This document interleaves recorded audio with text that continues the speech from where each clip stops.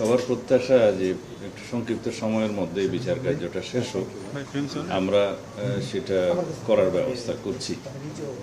সাক্ষী শেষ হয়ে গেলে তারপরে আর কিছু আইনানুগ ব্যবস্থা আছে, যেমন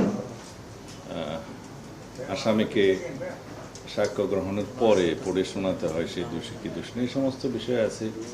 তারপরে আর্গুমেন্টের জন্য দিন রাখতে হয়, আর্গুমেন্টের পরে রায়ের জন্য দিন ধার্য হবে, এটা আদালতের বিষয়। তা আশা করছি সংক্ষিপ্ত সময়ের মধ্যে বিচার কার্যটা শেষ হবে। রায় কি হবে, কখন হবে ইত্যাদি, এগুলো আদালতের বিষয়।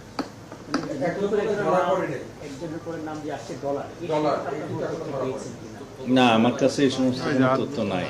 বিচার তো চলছে, আসামি 164 করেছে, তারপরে চিকিৎসক সম্ভবত আজকে সাক্ষ্য দিবেন, পোস্টমর্টম অথবা অন্যান্য ফরেন্সিক রিপোর্টের বিষয়ে সাক্ষী হবে। এগুলো এর বিষয়ে আমি জানি।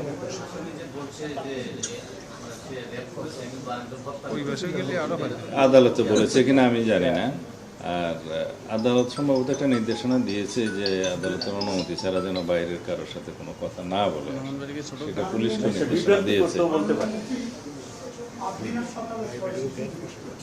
একটা আজকে অগ্রগতি আছে এটার বিষয়ে না, গজারিয়াতে মুন্সিগঞ্জে একটা সম্ভবত কিশোরী রেপ হয়েছিল, গ্যাং রেপ, এবং তাকে হত্যা করেছে, নদীতে ফেলে দিয়েছিল। সেটা আজকে 4 জন আসামি ধৃত হয়েছে, খুব দ্রুততার সাথে প্রযুক্তি প্রয়োগ করে তাদেরকে অ্যারেস্ট করা হয়েছে, এবং তারা খুব সম্ভবত 164 স্টেটমেন্টও দিয়েছে।